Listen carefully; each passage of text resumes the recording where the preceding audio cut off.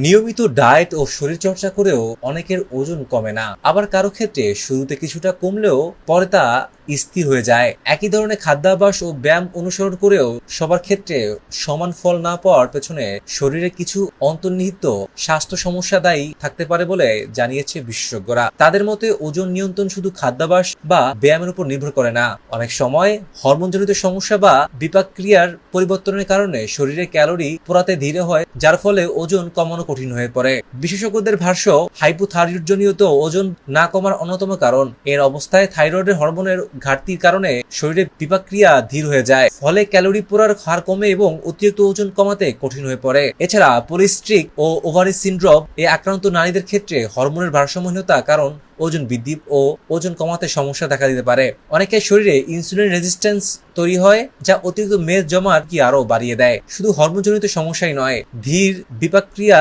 Insulin resistance, পর্যাপ্ত ঘুমের অভাব, দীর্ঘস্থায়ী মানসিক চাপ এবং অনিয়মিত জীবনযাপনও ওজন কমাতে গতি থামিয়ে দিতে পারে বলে জানিয়েছে বিশেষজ্ঞরা। তাই দীর্ঘদিন ডায়েট ও নিয়মিত ব্যায়াম করার পরও যদি ওজন না কমে, তাহলে আরো কঠোর ডায়েট অনুসরণ করার পরিবর্তে চিকিৎসকের পরামর্শ নেওয়া উচিত। প্রয়োজনীয় স্বাস্থ্য পরীক্ষা করে সমস্যার মূল কারণ শনাক্ত করে গেলে চিকিৎসা ও জীবনযাপন প্রয়োজনীয় পরিবর্তনের মাধ্যমে ওজন নিয়ন্ত্রণ সহজ হতে পারে বলে মত বিশেষজ্ঞরা।